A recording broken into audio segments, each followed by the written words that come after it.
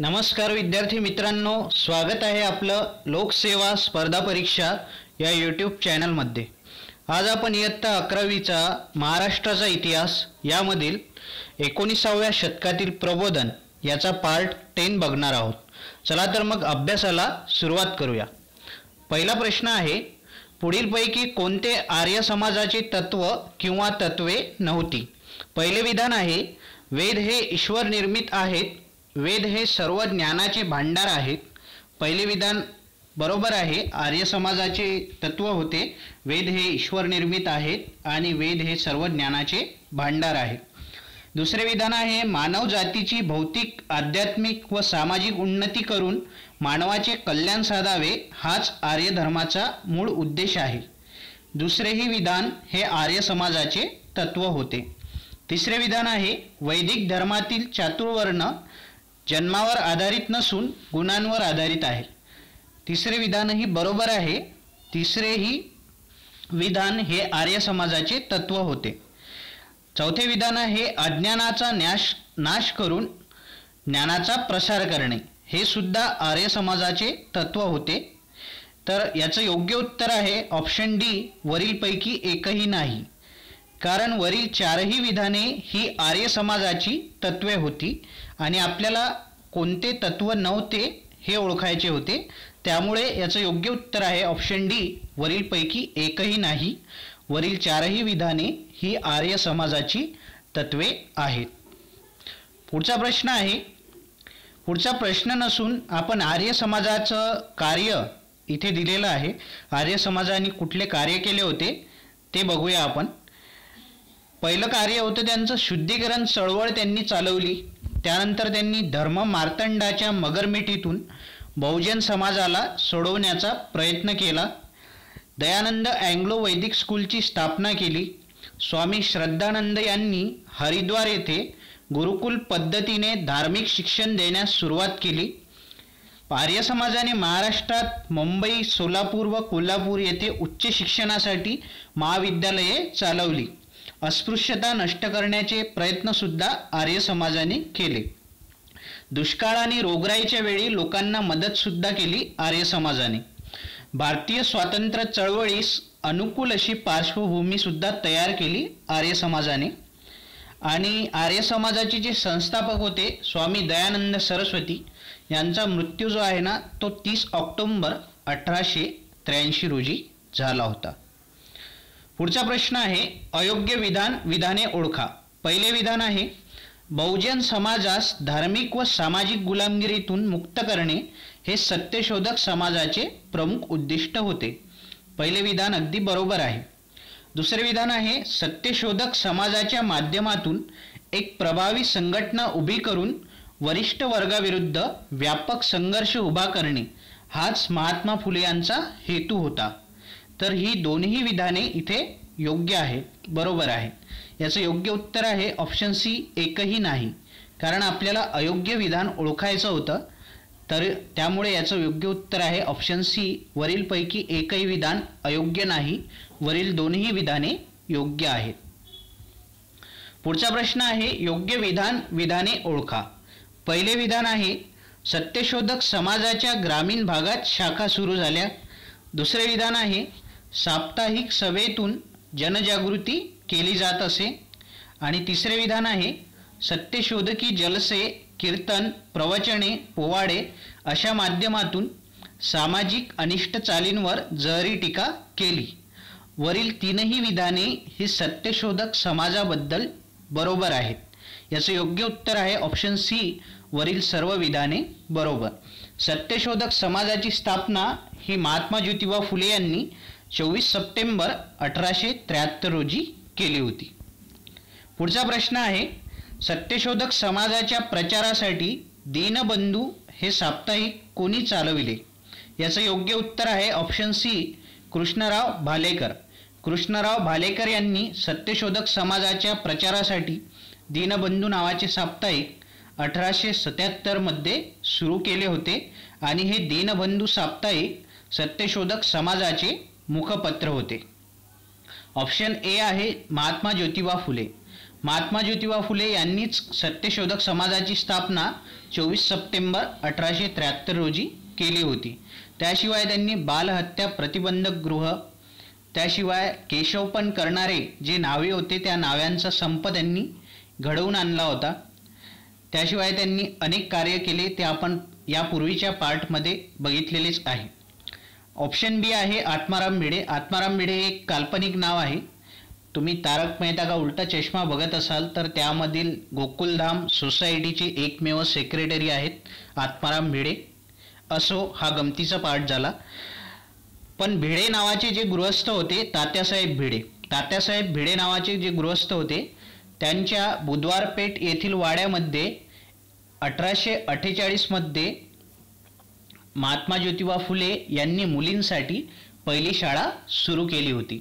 मुलींसाठी पहिली शाळा तात्यासाहेब भिडे यांच्या वाड्यामध्ये 1848 मध्ये महात्मा ज्योतिबा फुले यांनी बुधवारपेठ पुणे येथे सुरू केली होती.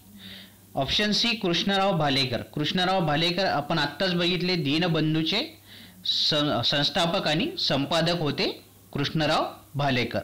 ऑप्शन डी आहे सावित्रीबाई फुले. क्रांतिज्योती सावित्रीबाई फुले या महात्मा ज्योतिबा फुले यांच्या पत्नी आणि थोर समाजसुधारक, भारतातील पहिल्या महिला शिक्षिका. त्यांनी सुबोध रत्नाकर आणि काव्य फुले हे ग्रंथ त्यांनी लिहिलेले आहेत. आणि त्यांचा जन्मदिवस 3 जानेवारी हा महाराष्ट्रामध्ये बालिका दिन म्हणून आपण साजरा करतो. तर मग राष्ट्रीय बालिका दिन कुठला आहे? तर राष्ट्रीय बालिका दिन हा 24 जानेवारीला आपण साजरा करतो. पुढचा प्रश्न आहे सत्यशोधक समाजाचे पुनरुज्जीवन कोणी केले? याचं योग्य उत्तर आहे ऑप्शन ए श्री राजश्री शाहू महाराज. श्री राजश्री शाहू महाराज यांनी सत्यशोधक समाजाचे पुनरुज्जीवन केले होते. राजश्री शाहू महाराजांचा उल्लेख या पार्ट 10 मध्ये पहिल्यांदाच झालेला आहे. किंबहुना यापूर्वीच्या पार्टमध्ये राजश्री शाहू महाराजांचा उल्लेख झालेला नव्हता. त्यामुळे राजश्री शाहू महाराज यांच्याबद्दल आपण थोडं सविस्तर जाणून घेऊया. तर राजश्री शाहू महाराज यांचा जन्म 26 जून 1874 रोजी कोल्हापूर येथे झाला होता. तर 26 जून 1874 रोजी कोल्हापूर संस्थानामध्ये त्यांचा जन्म झाला होता. जयसिंगराव घाटगे पाटील आणि राधाबाई साहेब यांचा पुत्र म्हणजेच यशवंतराव. या यशवंतरावाला नंतर चौथे शिवाजी महाराज यांच्या पत्नी आनंदीबाई साहेब यांनी दत्तक घेतले आणि हे यशवंतराव घाटगे म्हणजेच राजश्री शाहू महाराज आहेत. तर आनंदीबाई साहेब आणि चौथे शिवाजी महाराज, कोल्हापूरचे चौथे शिवाजी महाराज यांना पुत्र नव्हता. त्यामुळे त्यांनी आनंदीबाई साहेब यांनी चौथे शिवाजी महाराज यांचा मृत्यू झाल्यानंतर यशवंतराव घाटगे यांना दत्तक घेतले आणि हेच यशवंतराव घाटगे म्हणजे राजश्री शाहू महाराज आहेत. तर 17 मार्च 1884 रोजी यांना यशवंतरावांना दत्तक घेण्यात आले होते आणि त्यांचा विवाह, राजश्री शाहू महाराजांचा विवाह 1 एप्रिल 1891 रोजी धारवाड येथे शिक्षण घेत असतानाच त्यांचा विवाह झाला होता. राजश्री शाहू महाराज यांच्या पत्नीचे नाव लक्ष्मीबाई साहेब होते आणि लक्ष्मीबाई साहेब ह्या बडोद्याचे जे गुणाजीराव खानविलकर होते त्यांच्या कन्या होत्या लक्ष्मीबाई साहेब.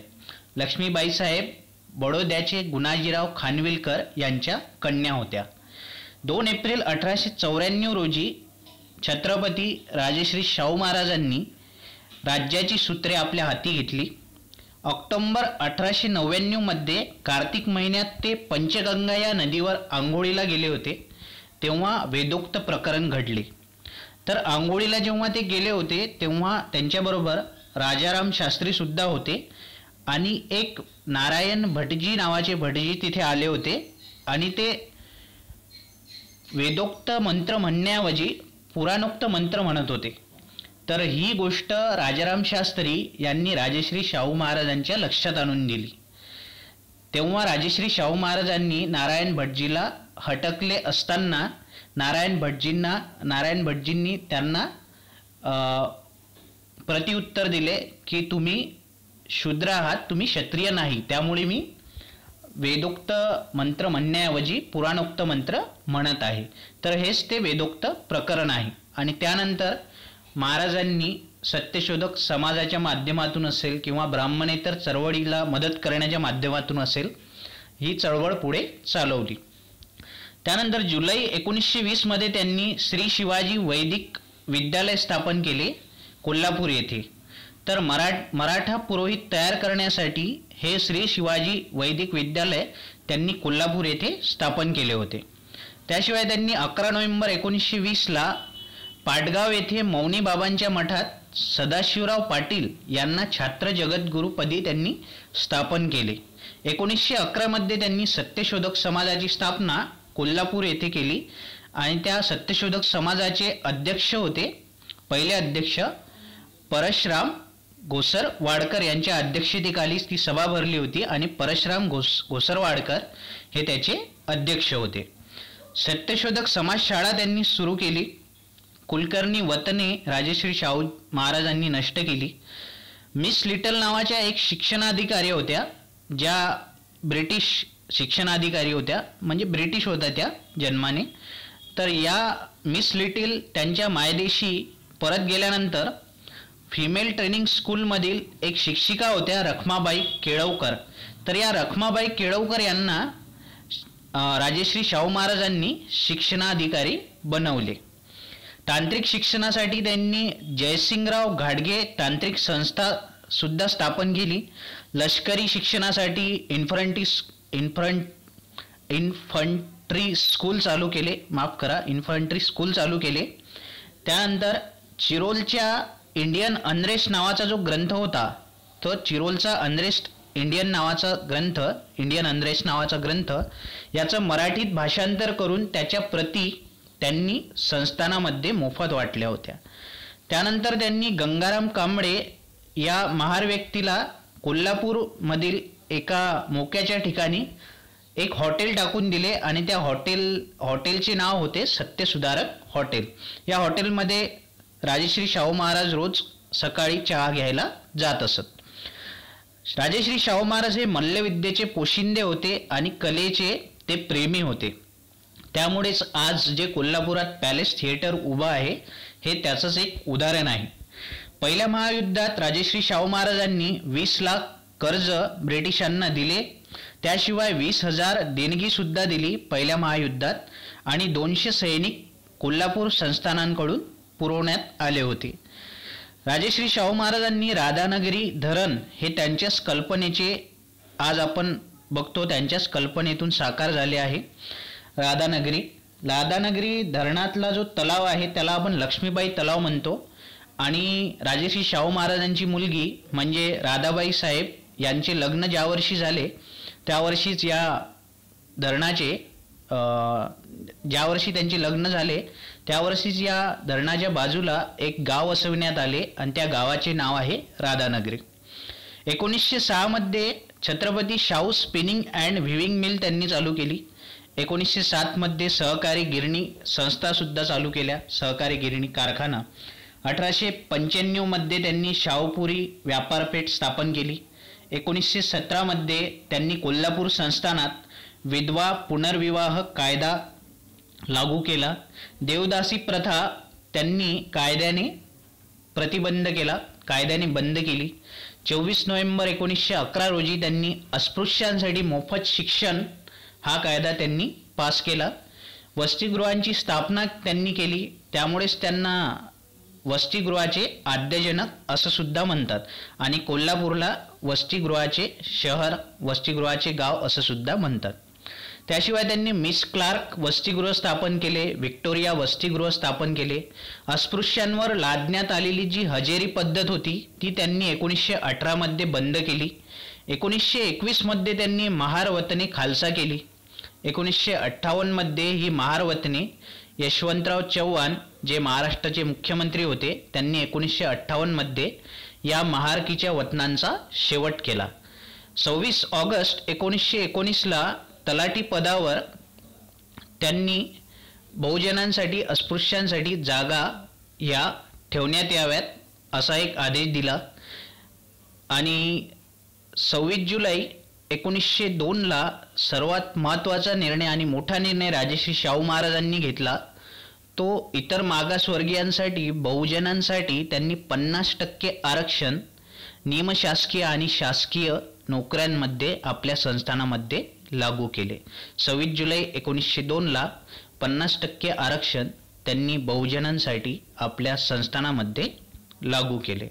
त्याशिवाय जी माणगाव परिषद भरली होती त्या माणगाव परिषदेचे अध्यक्ष होते डॉक्टर बाबासाहेब आंबेडकर आणि त्याचे प्रमुख वक्ते होते राजश्री शाहू महाराज.